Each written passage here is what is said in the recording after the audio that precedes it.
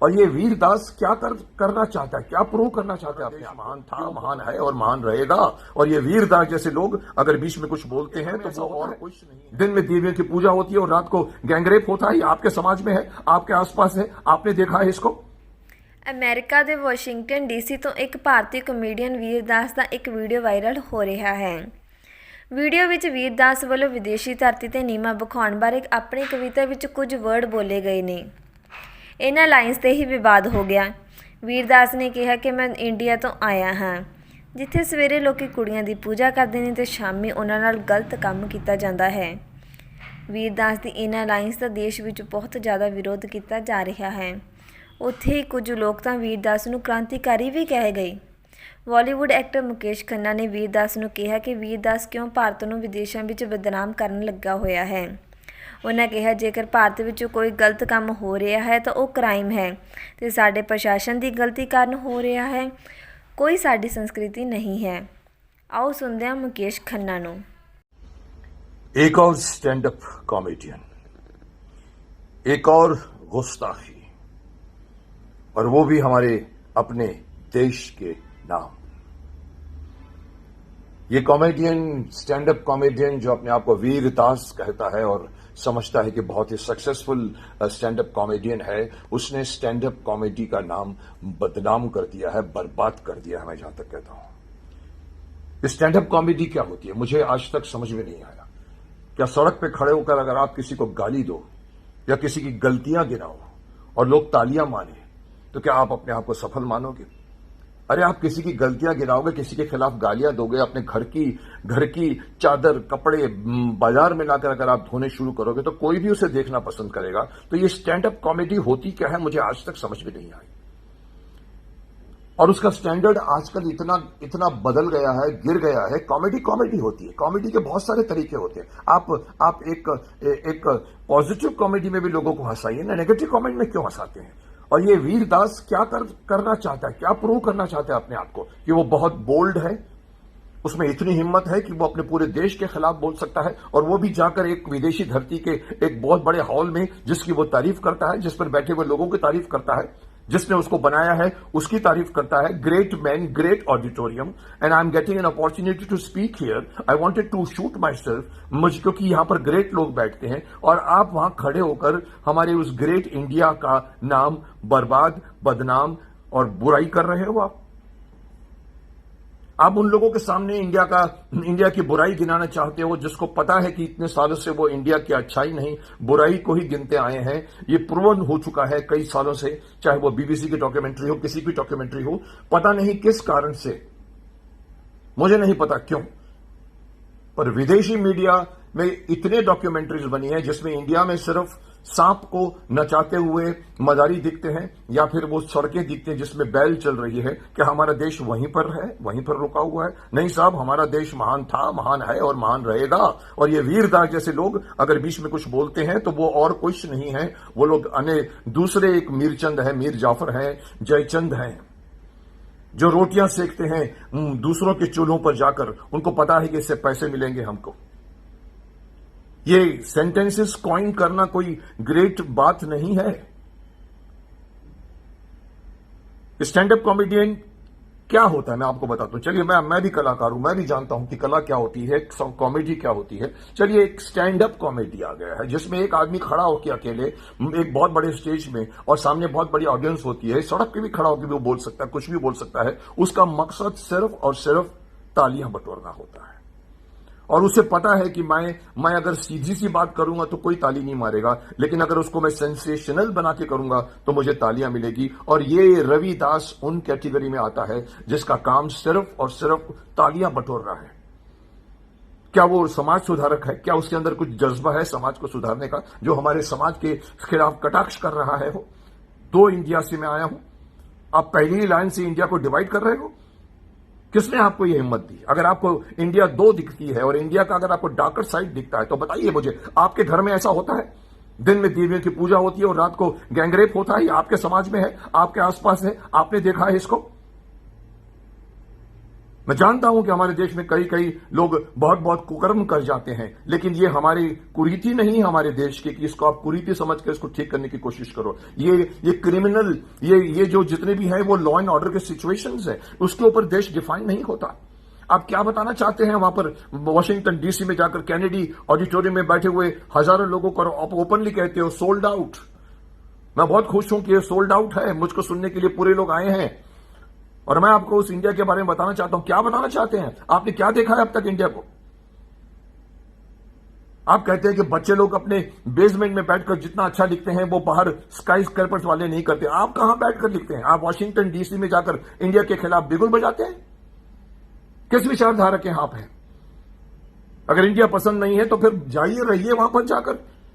बहुत लोग मिल जाएंगे आपको, बहुत लोग आपके गुट में शामिल हो जाएंगे जो सालों से इंडिया की बुराई करते आए हैं, इंडिया को नेगेटिव पक्ष में दिखाते हैं, इंडिया की संस्कृति को नेगेटिव पक्ष में दिखाते हैं। उनको खुशी मिलती है। साहब छोड़िए, खुशी नहीं, पैसे मिलते हैं। मैं आपको अंदर की बात बताऊं, एक ऐसी डॉक्यूमेंट्री बनाने के पैसे मिलते हैं जिसमें आप इंडिया के खिलाफ बोलकर दिखाओ, और रवि दास वही कर रहे हैं। सॉरी, रवि दास नहीं, इसने अपने आप को जो वीर दास कहा है, मैं तो यही कहूंगा कि ये वीरता का अपमान कर रहे हैं। ये वीरता नाम रखा है वीर दास, लेकिन ये कायर है। ये कायर ही होता है जो छुपकर दूसरों की बुराई करता है। ये कहेगा कि मैं छुप कर नहीं, मैं ओपनली कर रहा हूं, लेकिन आपका इंटेंशन क्या है? आप अगर वीर हैं तो अपने देश के लिए लड़िए ना। आपका नाम अगर वीर है तो नाम रोशन कीजिए, अपने देश के आगे बढ़ाइए आकर। ये नहीं कि आगे जाके रास्ते में खड़े होकर आप हमारे देश की बुराई करना शुरू करें। आई कम फ्रॉम टू इंडिया। अरे साहब, इंडिया एक है, और इंडिया में अगर दूसरी तरफ अगर आपको कुछ दिखता है तो वो हमारे समाज में पहले भी लॉ एंड ऑर्डर की सिचुएशन है जिसको सुधारा जा सकता है और जिसको सुधारा जा रहा है। इंडिया एक छोटी सी कंट्री नहीं है। इंडिया अमेरिका नहीं है, इंडिया ब्रिटेन नहीं है। इंडिया बहुत बड़ी है, 130 करोड़ पॉपुलेशन की कंट्री है, जिसको सुधारना इतना आसान नहीं है। सिर्फ डायलॉग बाजी मारकर, लफासी कर कॉइन कर कविता लिखकर, एक अच्छी अच्छी लाइन लिखकर, और एंड में ये कहते कि अभी मैं जा रहा हूं अपनी उस कंट्री में, मुझे नहीं मालूम 2 कंट्री में, कौन सी कंट्री में जा रहा हूं, एक कंट्री में जा रहा हूं, और मैं आपकी इस हॉल को छोड़कर जा रहा हूं, और मैं चाहता हूं कि आप तालियां बजाइए मेरे जाने के बाद में, और बताइए कि आपको कौन सा इंडिया पसंद है। और क्या वापस चलते हैं और पीछे तालियां हॉल में तालियां मार रहे हैं? उनको तो मजा आ गया ये सब सुनकर। आप क्या समझते हैं ये आपके सक्सेस है? आप क्या समझते हैं कि आपने उनसे तालियां बजाकर अपनी कला का बहुत बड़ा प्रदर्शन किया? Shame on you. अगर कॉमेडी ही करनी है, स्टैंड अप कॉमेडियन, तो हंसाइए लोगों को, लेकिन स्टैंड अप कॉमेडियन का मतलब यह नहीं है कि आप समाज सुधारक हैं। आप में इतना दम है तो आइए, समाज को सुधारने की कोशिश कीजिए। वक्त देना पड़ता है। सिर्फ 4, 5, 10, 20, 50 लाइन लिखकर आप अपने आप को ग्रेट नहीं बता सकते। क्या आप में हिम्मत है कि आप आकर इन गैंग रेप को रोकें? अगर नहीं है तो क्रिटिसाइज करना बहुत आसान होता है मेरे भाई। क्रिटिसाइज करना is the most easiest thing in the world.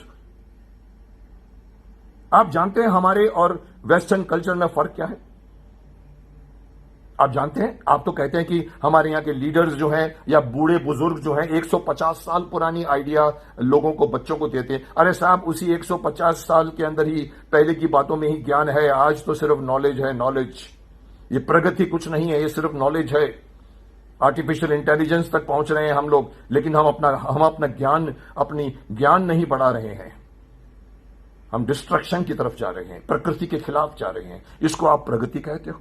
और 150 साल की पुरानी बातों को आप रूढ़िवाद कहते हो? अरे उसी में ही हमारे देश के पूरे के पूरे पुराण, ऋषियों के लिखे हुए पुराण, वेद पुराण, नॉलेज छिपा हुआ है। योगा किसने दिया इंडिया को? वो योगा भी वहीं से आया है। और आप कहते हो कि हमारे देश के लीडर 150 साल पुरानी बातों को बताते हैं। अरे साहब, आप अगर 150 साल पुरानी बात, ये पहले भी कह चुका हूं, अगर अपने कंधों पर लेकर नहीं चलोगे ना, आप बर्बाद हो जाओगे, जिसमें आप सबसे नंबर पहले पर नजर आ रहे हैं मेरे को।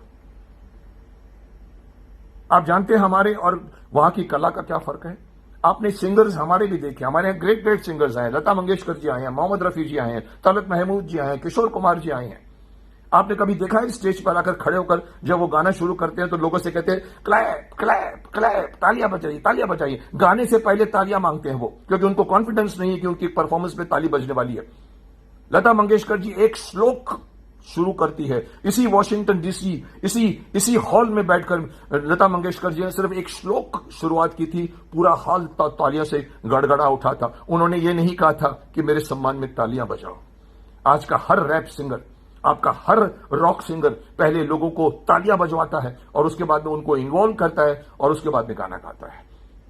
ये एक बहुत ही पतली गली पकड़ने की बात है, सस्ता, सुंदर और टिकाऊ। अगर आप में टैलेंट है, आप एक लाइन गाइए, पूरा हॉल तालियों से गड़गड़ाएगा, जैसे लता जी के लिए गड़गड़ाता था, जैसे रफी साहब के लिए गड़गड़ाता था, जैसे किशोर कुमार के लिए गड़गड़ाता है। आप में क्या हिम्मत है? आप क्या हैं? आप क्या हैं? अपने आप को स्टैंड अप कॉमेडियन बोलते हो और एक विदेशी धरती पर जाकर हमारे देश के खिलाफ जहर उगलते हो। मैं तो यहां तक कहूंगा कि जितनी तालियां बजी है उतने ही आपके ऊपर कोड़े बरसाने चाहिए, उतने, या तो जैसे मास्टर हाथ में रख के फुट्टे मारता था, आपको वहीं खड़े खड़े जितनी तालियां बजी हैं उतने फुट्टे मारने चाहिए। जब तक वो नहीं पड़ेगा तब तक आपकी जमात सुधरेगी नहीं। मैं देश के प्रशासन को भी ये मैं सिफारिश करना चाहूंगा, ऐसे लोगों को सीधा जेल के सलाखों के पीछे डालिए। किसकी हिम्मत है जेएनयू में खड़े होकर हिंदुस्तान मुर्दाबाद कहे? किसकी हिम्मत है कि वॉशिंगटन डीसी में जाकर कैनेडी हॉल में खड़े होकर कहे कि हमारा देश दो है, एक नहीं है?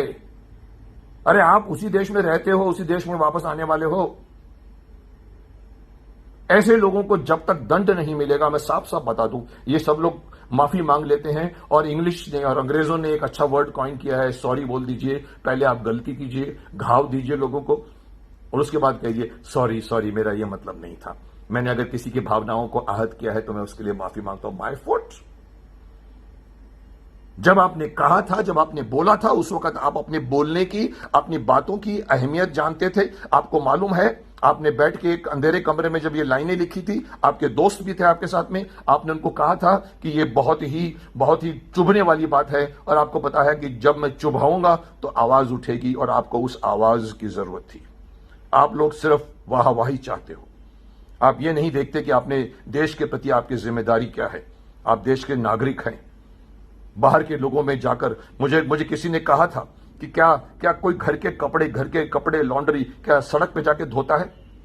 मैंने कहा सब तो नहीं करते, मुझे नहीं मालूम, लेकिन लगता है कि स्टैंड अप कॉमेडियन करते हैं। वो करते हैं क्योंकि उनको तालियां चाहिए। ये वीरदास उस हॉल में सिर्फ तालियों के लिए आया था जो उसे मिली, लेकिन मैं समझता हूं कि पूरा देश उसके खिलाफ बोल रहा है और सही मायने में बोल रहा है। कल मैं 2 चैनलों में बोल चुका हूं, वहां भी देखा मैंने पब्लिक का रिएक्शन। इनको दंड दीजिए, ये लोग वैसे नहीं सुधरेंगे। अभिव्यक्ति के आजादी के नाम पर बहुत कुछ उगलते हैं। अभिव्यक्ति के आजादी पर आप अपने देश के खिलाफ नहीं बोल सकते। ये संविधान में अगर नहीं लिखा गया है तो लिखवाइए उसको, है मुझे लगता है। लेकिन अगर ये लोग समझते हैं नहीं है और वो सोचते हैं छोड़िए हमें तो अभिव्यक्ति की आजादी मिली हुई है, ये वीरदास भी वही सोचता है, अपने आप को वीरदास कहता है। और दास किसका है? वो बाहरी संस्कृति का, बाहर के लोगों का, जो बाहर बैठे हुए हैं, जो हमारे देश के खिलाफ जहर उगलते आए हैं, ये उनका दास है, जबकि इसको अपने देश का दास होना चाहिए। शर्म आती है मुझे इसको इतना आगे हिम्मत बढ़कर बोलते हुए सुनकर मुझे गुस्सा आता है और मैं चाहता हूं कि इसको, ऐसे लोगों को दंड देना शुरू कीजिए। 1, 2, 3, 4 लोगों को आप दंड दोगे, 5वां आदमी हिम्मत नहीं करेगा। बस मैं यही कहना चाहता हूं कि ये बहुत बुरा है रवि, ये इस वीरदास ने जो कुछ भी गुस्ताखी की है उसकी सजा मिलनी चाहिए उसको। मैं चाहता हूं कि हर व्यूअर्स यही चाहता है, हिंदुस्तान का जर्रा के हर सिटीजन यही चाहता है कि ऐसे हमारे देश में ऐसा नहीं है। क्या गली गली में हर जगह में लैंग रेप्स होते हैं? कल मैंने कई ऑडियंस को सुना, मैंने बोला सर ऐसा तो कुछ भी नहीं होता। कुछ स्ट्रे इंसिडेंट्स हो जाते हैं, लेकिन इंसिडेंट्स देश को परिभाषित नहीं करते। वो देश को नहीं बताता कि हमारे देश में सुबह ये होता है और रात को ये होती है। अरे ऐसी हरकतें तो आप जिस कंट्री में बोल कर आए हैं वहां पर भी होती हैं। वहां पर भी रात को चाकू चल जाते हैं पैसे के नाम पर। आपको वो नहीं दिखता और आपको ये दिखता है। शर्म आनी चाहिए आपको। बस मुझे यही सो फ्रेंड्स, ਤੁਸੀਂ ਵੀ ਇਸ ਟੌਪਿਕ ਤੇ ਆਪਣੀ ਰਾਏ ਜ਼ਰੂਰ ਦੱਸਿਓ ਕਿ ਵੀਰਦਾਸ ਨੂੰ ਭਾਰਤ ਬਾਰੇ ਕਿਸੇ ਬਾਹਰਲੀ ਕੰਟਰੀ ਵਿੱਚ ਇਦਾਂ ਬੋਲਣਾ ਚਾਹੀਦਾ ਸੀ, ਕਿਉਂਕਿ ਜਿਸ ਕੰਟਰੀ ਵਿੱਚ ਉਹ ਭਾਰਤ ਦੀ ਸੰਸਕ੍ਰਿਤੀ ਦੀ ਬੁਰਾਈ ਕਰ ਰਿਹਾ ਹੈ ਉਸ ਕੰਟਰੀ ਦਾ ਬਹੁਤ ਜ਼ਿਆਦਾ ਬੁਰਾ ਹਾਲ ਹੈ। ਉੱਥੋਂ ਦੇ ਪੂਰਵ ਰਾਸ਼ਟਰਪਤੀ ਟਰੰਪ ਤਾਂ ਖੁਦ ਆਪਣੀ ਬੇਟੀ ਨਾਲ ਡੇਟ ਕਰਨ ਦੀ ਗੱਲ ਕਹਿ ਚੁੱਕੇ ਨੇ। ਸੋ ਵੀਰਦਾਸ ਕਿਉਂ ਵਿਦੇਸ਼ੀ ਮੀਡੀਆ ਦੇ ਲਾਗੇ ਲੱਗ ਕੇ ਦੇਸ਼ ਨੂੰ ਬਦਨਾਮ ਕਰ ਰਿਹਾ ਹੈ? ਉਹ ਵੀ ਚੰਦ ਰੁਪਈਆਂ ਲਈ। ਇਹ ਸੋਚਣ ਵਾਲੀ ਗੱਲ ਹੈ। ਸੋ ਫਰੈਂਡਸ, ਇਸ ਰਿਪੋਰਟ ਵਿੱਚ ਇੰਨਾ ਹੀ। ਹੁਣ ਮੈਨੂੰ ਜਾਣੀ ਕਿ ਰਮਨਦੀਪ ਕੌਰ ਨੂੰ ਦਿਓ ਇਜਾਜ਼ਤ। ਮਿਲਾਂਗੇ ਫਿਰ ਕਿਸੇ ਨਵੀਂ ਵੀਡੀਓ ਦੇ ਨਾਲ। ਰੱਬ ਰਾਖਾ।